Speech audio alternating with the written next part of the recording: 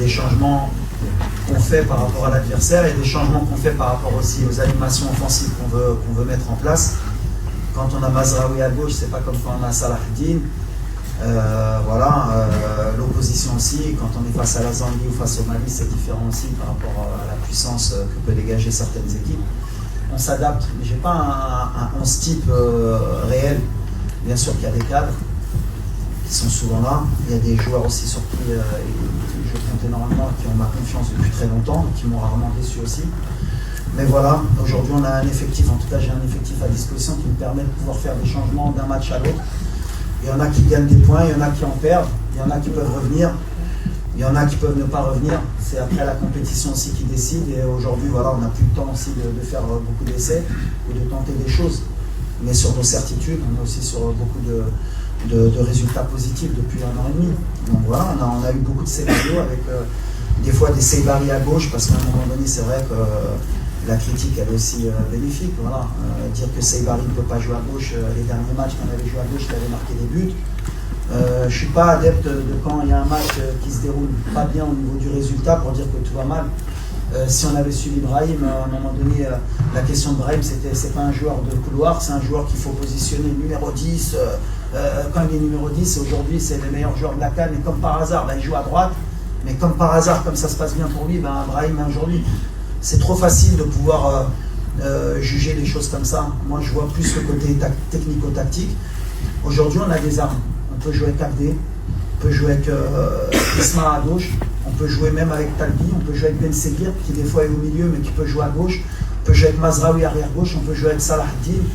On peut jouer avec Massina, qui à un moment donné, quand il était venu, non mais c'est un arrière-gauche, je ne peux pas jouer défenseur central, mais aujourd'hui il est défenseur central et ça se passe bien. Voilà, on a des solutions, on peut jouer avec Targaline au milieu comme avec Amrabat ou avec Elianaoui, mais chacun a ses qualités.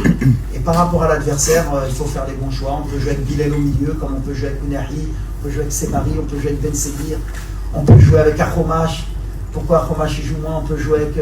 on a le choix aujourd'hui. J'ai bâti cette équipe avec le staff et aussi avec les joueurs pour qu'on ait justement le moins de surprises possible, qu'on puisse s'adapter. Mais sur le match de la Zambie, bien sûr que voilà, il y a eu des choses très positives. On a beaucoup plus de certitude sur le plan aussi offensif. Est-ce qu'on va continuer comme ça dans la compétition? On verra. Mais en tout cas, voilà, moi je ne suis pas surpris d'Abdé. Par exemple, Abdé, pourquoi il n'a pas débuté?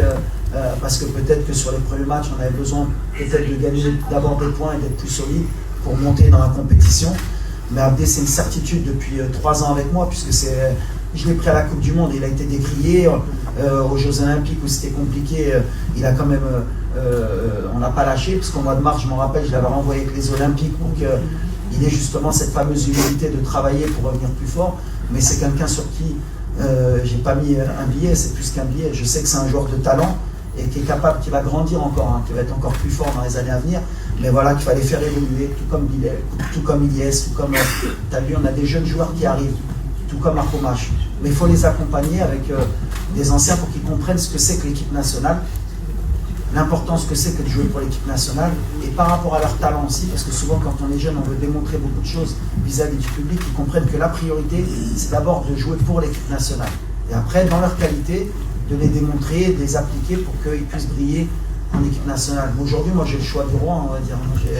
J'ai un effectif, j'ai 28 joueurs aujourd'hui, puisque Romain est en train de revenir, Igamen est en train de revenir. Donc à l'arrivée, sur 28, j'en ai 11 à poser, donc il y en a 17